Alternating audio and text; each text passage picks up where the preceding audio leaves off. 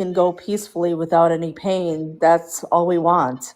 But man, that chaplain that come in, I was just like, me and my brothers were looking at each other like, who the fuck is this nutcase? It's just wild. Like, why are you asking us questions like that in the middle of, us watching him suffer like this? I am so sorry to hear that. Thank you. I'm glad you reported him. Yeah, nobody should have to go through that. No. Okay, so on that I put down God honored his hardened heart. So it is a little different than Pharaoh. So I guess I won't really be using that for my argument. At least now I know. That's how it's translated. I'm just saying. Look, it's an elu v'ilu. It's like this and this. It's saying like I'm saying that's another way to read it. That's all. Okay. I'm not saying it's the way to read it. I'm saying it's another way. That's all. I'm just throwing wrenches here. No, I like it because I do like to keep very good sound arguments. I like to have arguments that they can't weasel out of. You know what I mean? That is what I'm looking for. Okay. Anyway, verse 31. The Lord said to me, "See, I have begun to give Sihon and his land over to you. Begin now to take possession of his land." So when Sihon came out against us, he and all his people for battle at Jahaz, the Lord our God gave him over to us. And we struck him down along with his offspring and all his people. At that time, we captured all his towns, and in each town we utterly destroyed men, women, and children. We left not a single survivor. Only the livestock we kept as spoil for ourselves, as well as the plunder of the towns that we had captured from Aurora on the edge of the Wadi Arnon, including the town that is in the Wadi itself, as far as Gilead. There was no citadel too high for us. The Lord our God gave everything to us. You did not encroach, however, on the land of the Ammonites, avoiding the whole upper region of the Wadi Jabbok, as well as the towns of the hill country, just as the Lord our God had charged.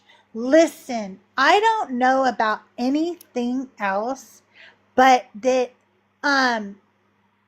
what's his name? George Lucas definitely read this chapter before he wrote Star Wars. I was thinking the same thing.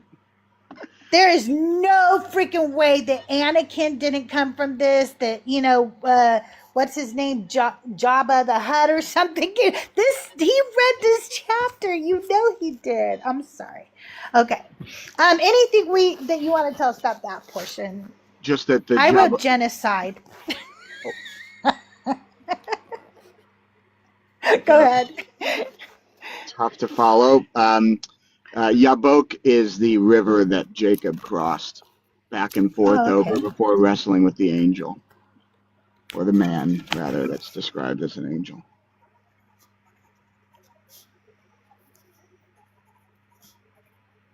I have to hop down in 3 minutes. I apologize.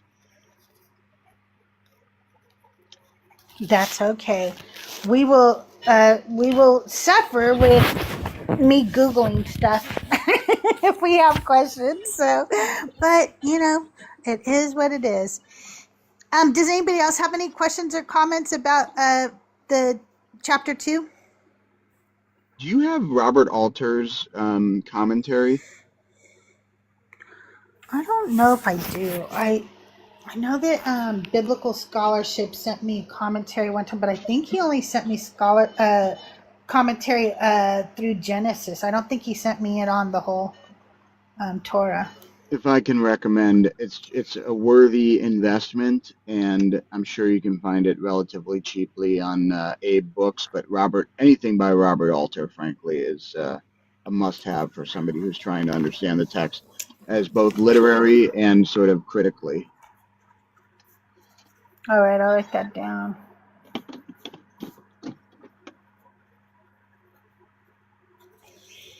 All righty. Continuing on to chapter 3. When we headed up the road to Bashan, King Og of Bashan came out against us, he and all his people for battle at Edrei. The Lord said to me, "Do not fear him, for I have handed him over to you along with his people and his land. Do to him as you did to King Sihon of the Amorites, who reigned in Heshbon." So the Lord our God also handed over to us King Og of Bashan and all his people. We struck him down until not a single survivor was left. At the time we captured all his towns, there was no citadel that we did not take from them. 60 towns, the whole region of Argob, the kingdom of Og in Bashan. All these were fortress towns with high walls, double gates, and bars, beside a great many villages, and we utterly destroyed them as we had done to King Sihon of Heshbon, in each city, utterly destroying men, women, and children. But all the livestock and the plunder of the towns we kept as spoil of ourselves. Now, is King Og a Nephilim? For some reason, I feel like I heard that. You're thinking of Agog and Gog, which Oh, are, yeah. And also, okay. it's related to Amalek and that sort of thing. And yeah. Okay. For some reason, I got him. I remember hearing Justin talk about how one of them held on to the Noah's Ark and survived the flood. Or something. I don't know. I don't know these stories. Anybody have any questions or commentaries on the first part there? Of chapter 3? All right. Moving right along. There is a Christian in, well, I don't know, is he still there? There was a Christian in chat, Rab, that is just so angry right now that that we're reading the Bible with you and not like a church father. I love that. Me too. I love that. Hey, Tiny, how are you? Okay, so at the time we took from the two kings of the Amorites the land beyond the Jordan, from the Wadi Arnon to Mount Hermon. The Sidonians call Hermon Syrian, while the Amorites call it Senir. All the towns of the tableland, the whole Gilead, and all of Bashan, as far as Selikah and Edrei, towns of Og's kingdom in Bashan. Now only King Og of Bashan was left of the remnant of the Rephaim. In fact, his bed, an iron bed, can still be seen in Rabbah of the Ammonites by the common cubit. It is 9 cubits long and 4 cubits wide.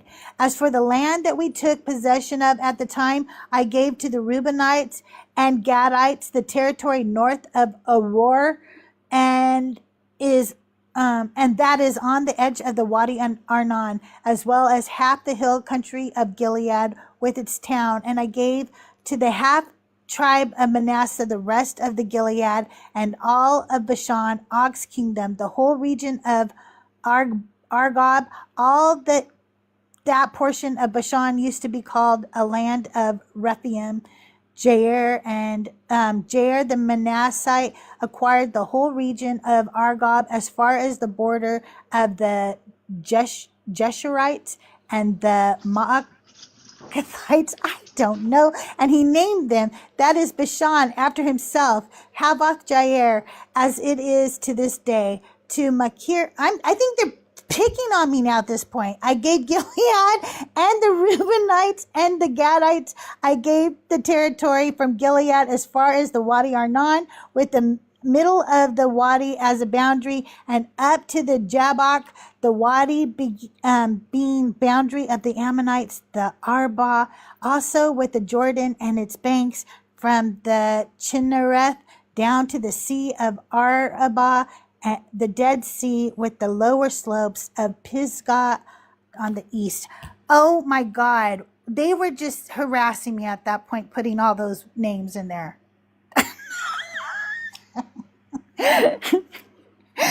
Have a good day, Rab. Thanks for coming up. Does anybody need me to look up anything there, or have any questions that they want me to look up for that portion? Please don't make me reread it, though. I hate reading all those names. Does anyone else hear ammonite and think of like those spiral shell fossils? Like I Yes, forget I what those are actually do. called, but that's what I hear every time I think of ammonite. Yes, I do. That is so funny. I forget what they're called too now because they're ammonites now. Okay, at that time, I charged you as follows. Although the Lord your God has given you this land to occupy, all your troops shall cross over armed as the vanguard of your Israelite kin. Only your wives, your children, and your livestock. I know that you have much livestock. Shall stay behind in the towns that I have given to you. When the Lord gives rest to your kindred as to you, and they too have occupied the land that the Lord your God is giving them beyond the Jordan, then each of you may return to the property that I have given to you. And I charged Joshua as well at that time, saying, your own eyes have seen everything that the Lord your God has done to these two kings. So the Lord will do to all the kingdoms into which you are about to cross. Do not fear them, for it is the Lord your God who fights for you. So when I'm reading this and they're going through and they are just unaliving all of these people group after people group, they are saying that the Lord is doing it for them. So I don't know how people don't see that it is God who is, like committing all this genocide.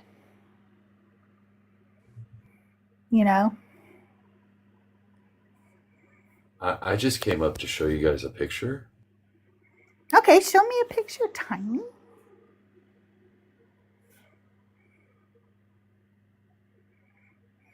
Hey, Open Book.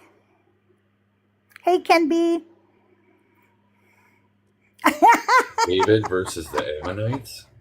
That's excellent. That's amazing.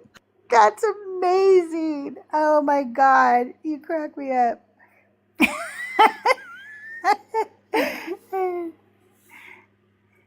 Crystal, it's time for me to get going too. I appreciate you having me up. All right. Thanks for coming up, Rat Soup. Good to see you. Hey, Chapter. Hey, Jerry. Welcome in. Inquisitor. Good to see you. All right, Sarah. Thanks for coming up. Well, I think I'm going to read the last paragraph, and then since everybody's heading out, I'll probably end it for today so I can go get the Anti-Sermons podcast up. Like I said, this week it was late, and because it was late, I'm going to be giving you a bonus episode this week. So I'll get those up. But let me finish this last paragraph, and then we could go raid somebody. Here we go. At that time, too, I entreated the Lord, saying, O Lord God, you have only begun to show your servant your greatness and your might, that God in heaven or on earth can perform deeds and mighty acts like yours. Let me cross over to see the good land beyond the Jordan, the good hill country and the Lebanon. But the Lord was angry with me on your account and would not heed me. The Lord said to me, enough from you. Never speak to me of this matter again. Go up to the top of Pisgah and look around you to the west, to the north, to the south, and to the east. Look well, for you shall not cross over the Jordan. But charge Joshua and encourage and strengthen him, because it is he who shall cross over at the head of this people, and who shall secure their possession of the land that you will see. So we remained in the valley opposite Beth Peor. There was something I was going to say about this. Boy, the Lord sounds like a real dick in the Old Testament. He Jesus is such Christ. a dick. God right? damn. He is. That's wild. Hey, LG. He is such a fucking dick, man. Let me cross over. But the Lord was angry with me on your account. Okay, I want to ask. I'm gonna underline that so I can ask them next time. So God could be mad at you because of what somebody else did. What? He's mad at me on your account? Why? That doesn't seem like a very smart or loving God. And then also, I think this is another time to me where it's like he made promises and he doesn't come through with them. Because he's never made promises he's kept. Shit. Right? It's fucking wild. Like, I get so tired of people saying, you know, well, he's going to promise to come for you. Like, this whole 2 weeks with my dad being in the hospital and shit, I got tired of people telling me, you know, what God thinks, what God does, what God is doing. It's like, get the fuck out of my face. Yeah, really. Your God ain't doing shit. Okay. No. And, you know, I was telling Trust the other day, I have deconstructed so far ever since my dad's been in the hospital. I mean, you got the chaplain, and then you got people shoving their shit in my face. I don't ever want to believe in this God, ever. No. That's the way I feel as I write the anti-sermons. Every time, like, I almost, I can't explain how much it's grief work for me, because I mourn for these women every time. Yeah. And I think that I'll get over it eventually. But then I read the next woman's story and I'm like, what are you talking about? Like, Ketera, who is the mother of, like, God damn it. She was like maybe 20 at the oldest, okay? Yeah. At the oldest. And and she married 137-year-old man. What the fuck? That is gross as fuck. Well, and I'm so tired of these men thinking that they're in charge because, you know, that's what the Bible says. I'm sorry, but I'm not going to listen to some self-righteous fucking dick come at me because he thinks that he's head of everything and tell me how to live my life and dictate everything that I fucking do. You know, it's disgusting. No wonder why It is. they say that women are silenced in the Bible. And actually, a couple places I found out in, I think Trust But Verifies Live, in one of the Corinthians, they talk about women being silenced and they're not supposed to say anything. In Timothy or something. Yeah. No. Even when we're not silent, okay, in the New Testament, they silence us. But in the Old Testament, in Numbers 30, if we say something, if we make a vow to God, our father or our husband can disavow what we said. They can take away our vow. Oh my God. So our words are not even our own. That's okay? gross. It's so stupid. It's so stupid. And Devil's public defender said he keeps some of his promises, but only the ones that are like, I will wipe out the Amalekites. Yep, that's the facts right there. Okay, you guys, I'm going to go ahead and close it today, but I want to remind you that tomorrow is Hebrews class. If you have not joined my Hebrew class, it is free. And Rabbi Bert teaches us Hebrew each week. We're learning at a very elementary level, so it's not super hard. If you missed a class, Ty here, who is amazing and in chat right now, she records it for us and puts it in my Discord so you can watch the previous lessons. You should come and join us. Yeah, see, Devil's Public Defender is in the class with us. We've got a few people in class with us. Yes, Tahir's got the replay crew. That's amazing. I might have to do that because I have nothing to do tomorrow. So that might have to be on my list. It's only 1 hour a week, Reckless. And if you miss a lesson, you can just go back and watch the video and then do it anyway. So you don't, like, if you go, oh man, I missed the first 2 lessons, go watch them before we start on, you know, tomorrow or whatever. They only are 1 hour each. And you could speed them up if you want to or whatever. And that's on your Discord? Yeah, it's on my Discord. Okay. And we just sit, and Rabbi Bert and Chet is in there a lot too. And we have, I don't know, I'm having fun learning it. And I feel like, I feel smart. I love that. I told people that I like to be able to say to Christians when they go, well, in the Hebrew, and I can go, do you speak Hebrew? And they'll go, no. And I'll go, well, I'm studying it. Shuts them the fuck up. Because they don't know what the fuck to say. But I mean, I really haven't studied that much, but I just feel like snooty when I say that. Well, yeah, because they come on our lives and think that they have all the fucking answers. And it's like, motherfuckers, you It's don't know true. shit. You didn't even read your Bible. You just pick what you're chosen on a Sunday when you go to church and pretend to be the good little fucking Christian that you seem to think that you are. And Devil's Public Defender is right. It is super fun, and there are dad jokes. And like one of the first things we learned is how to write boob in Hebrew. So that was fun. So come join us, you guys. I hope you have a wonderful day. Is somebody live right now? Is Trust or Mama Bash or somebody live right now that we can raid real quick? I want to make sure we raid. And tomorrow, not tomorrow, Monday when I go live again, I will get the YouTube working. It's look at how funny they are.